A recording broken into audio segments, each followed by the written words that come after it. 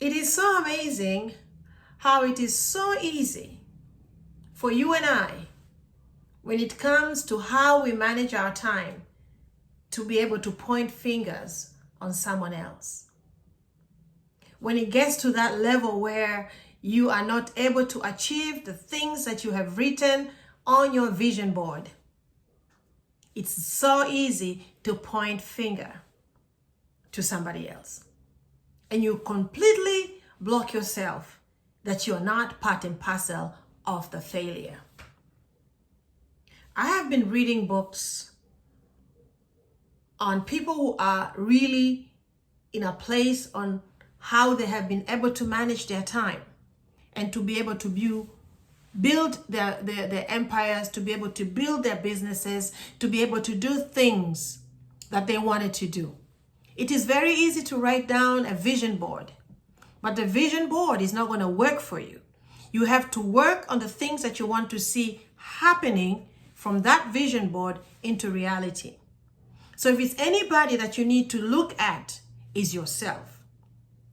Recently, I bought, it's called a 360 journal. You can call it that way. And it was written by my coach, Modesta Mahiga. And that journal, when I looked at it, you can write anything that you want to write on it. But that journal starts at 5 a.m. So when I looked at that, I was very excited because I'm always awake at that time anyway. So we must learn to be able to say no when there is a no, and to be able to say yes when there's a yes. And the only way you'll be able to do that is to be able to learn on how to manage your time. So when you woke up this morning, what plans did you have? And those plans that you had, have you achieved those? Or did you allow other things to come in between the things that you wanted to achieve? And then by the time you got to bed, you realize you have done only 10% of the 90% of 100% that you were supposed to have accomplished. My advice today for this 2023, make sure that you only focus on the things that you have planned for the day. And then you could leave a vacuum of a couple of hours probably of saying these 2 hours, I'm able to allow other things to come into my calendar. So until we meet again, remember we all have 24 hours. And if you're not able to achieve your goals, there is no one else to blame. You are to blame. So don't look at me, because I also have to manage my 24 hours. Until we meet again, just remember, we all have 24 hours. How you use the 24 hours will give us the results, or will give you the results that you want to see. So if you have a vision board, look at that vision board and say to yourself, today is February 8th.